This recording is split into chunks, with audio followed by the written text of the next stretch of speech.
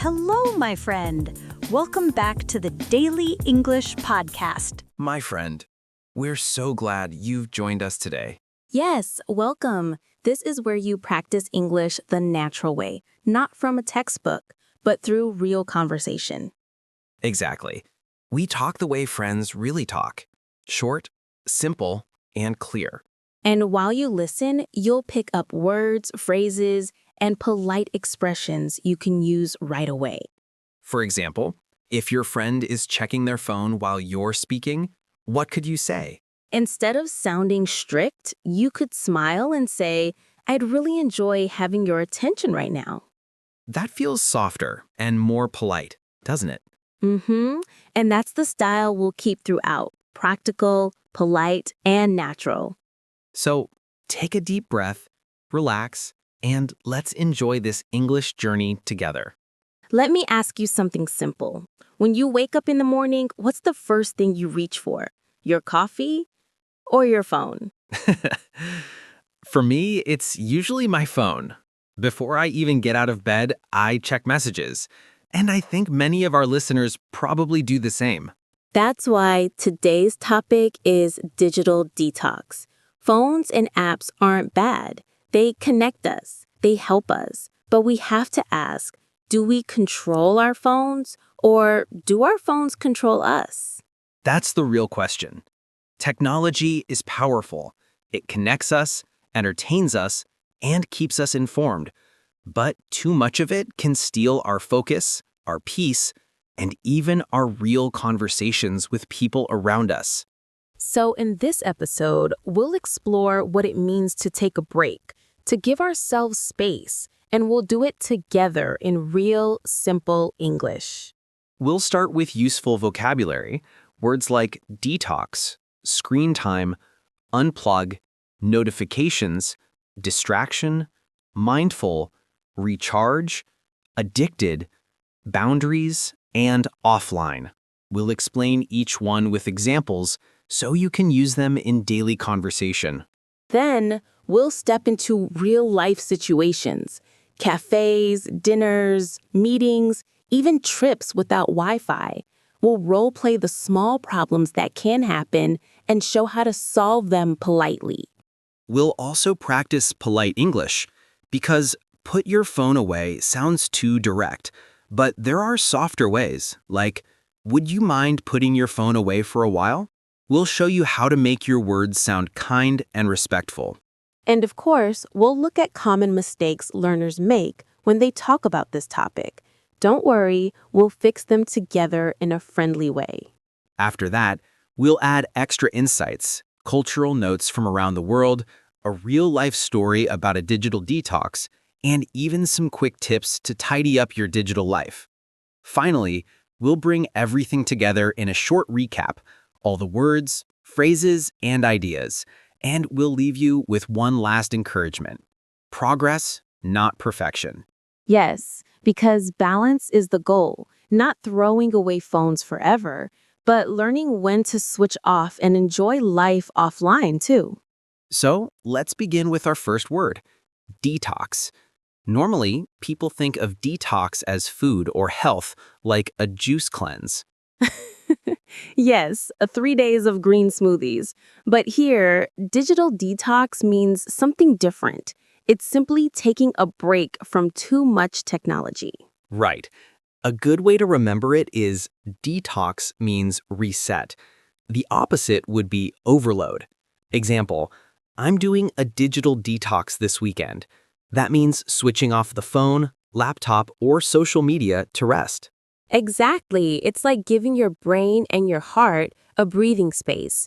Even one evening without screens can feel refreshing. The next word is screen time. It means the number of hours you spend looking at a screen, your phone, computer, TV, or tablet. And these days, most phones tell you your screen time automatically.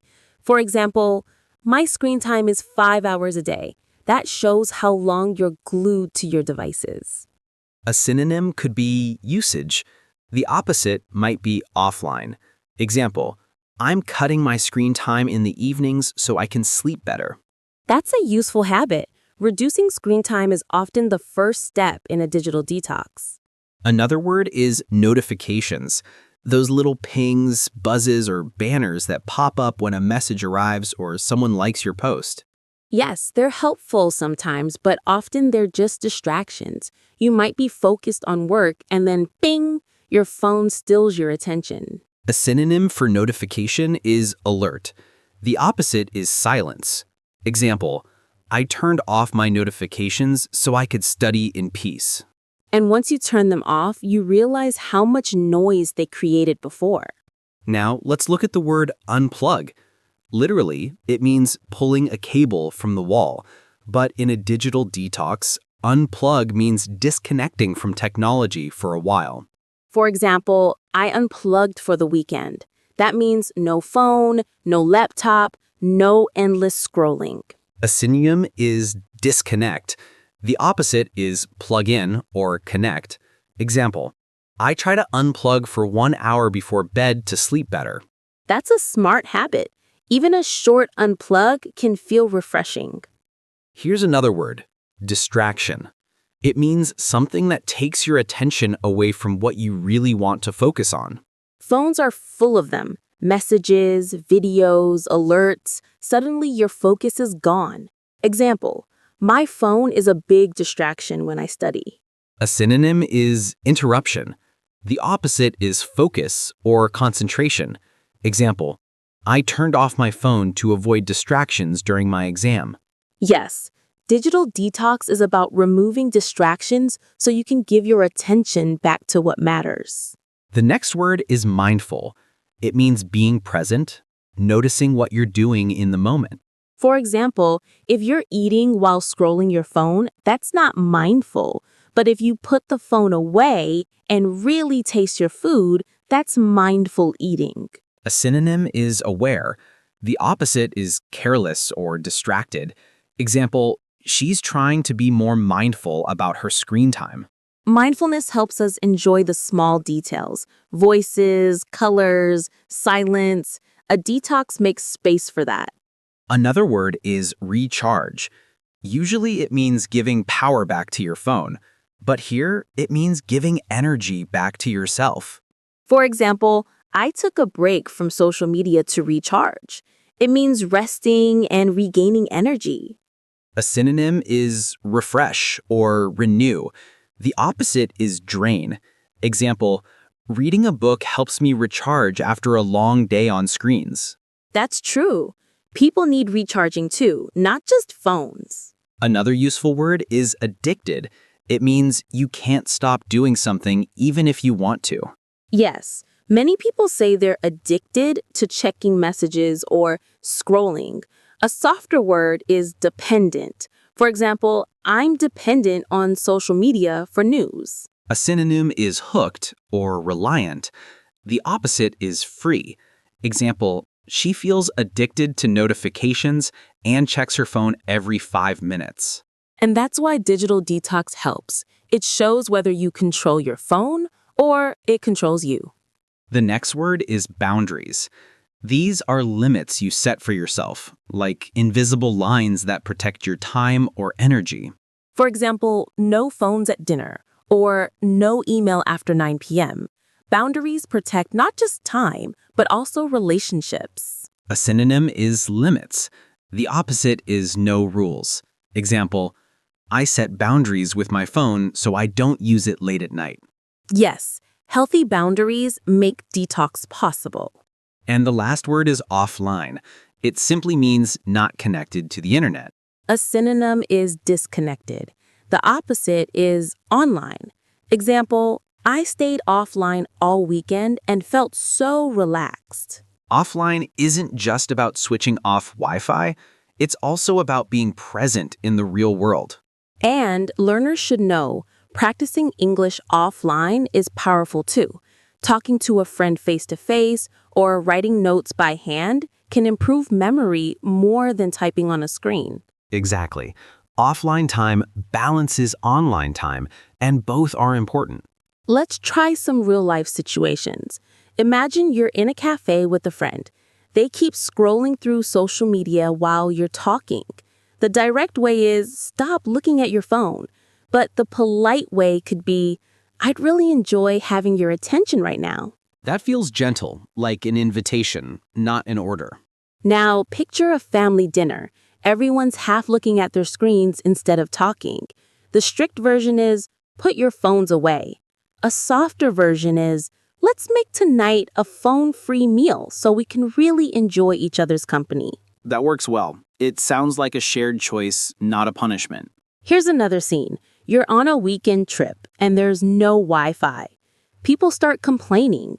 Instead of saying, stop moaning, you could try, maybe this is a chance to enjoy the view together. Yes, it turns frustration into something positive. Now, imagine a friend who sends you late-night messages when you're sleeping.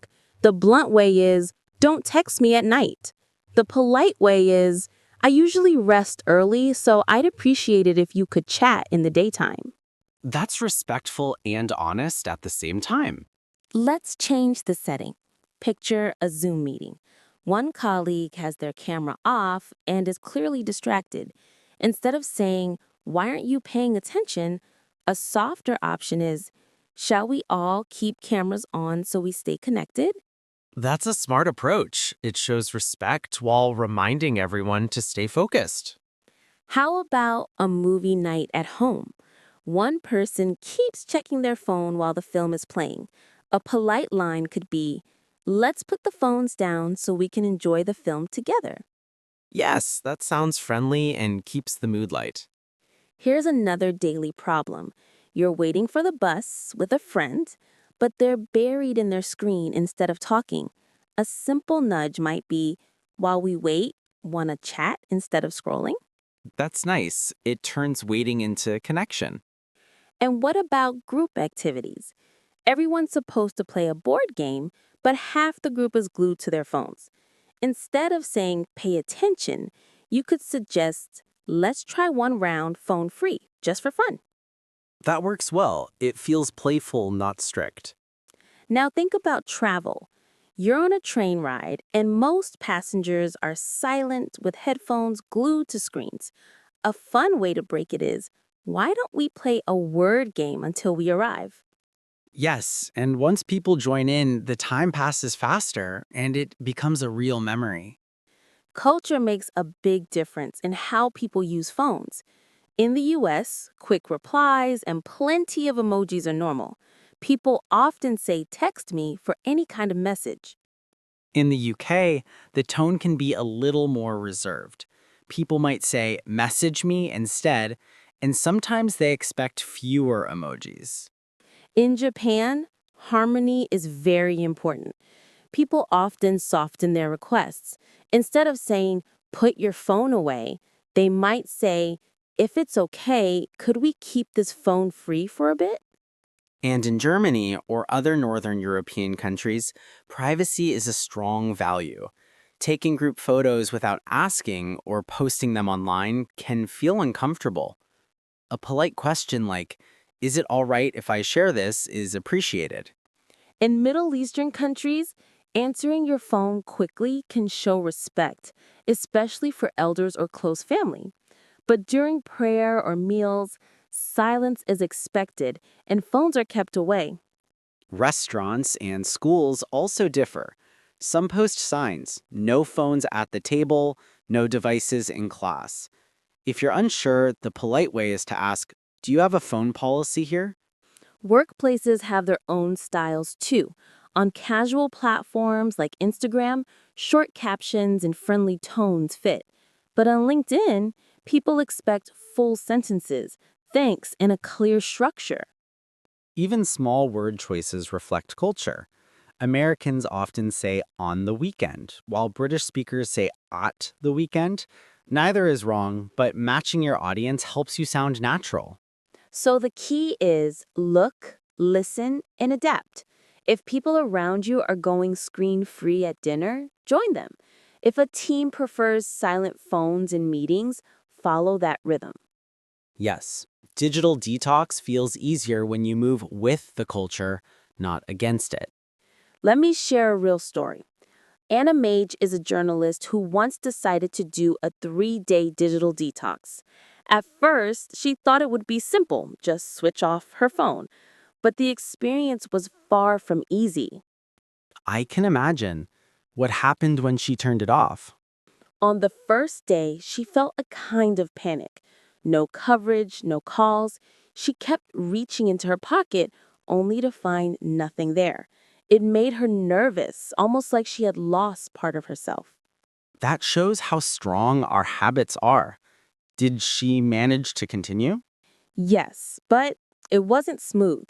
The second day was even harder. She felt lonely and disconnected. She said she almost cried because she couldn't check messages or scroll.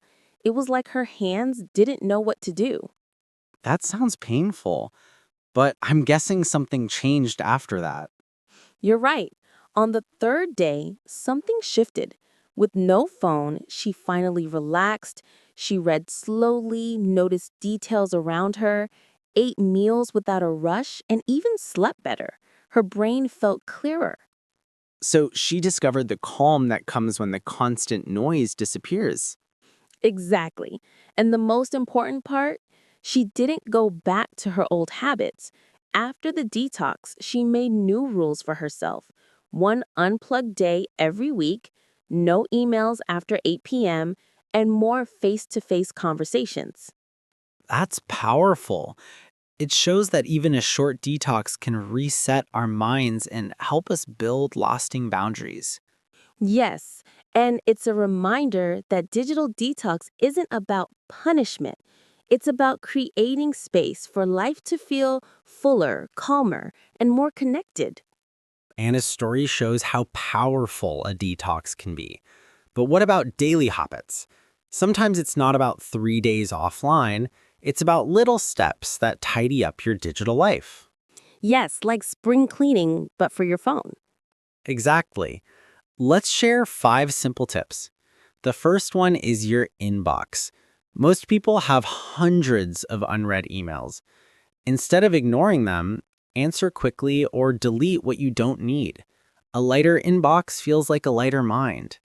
That's true. I used to keep old messages for no reason.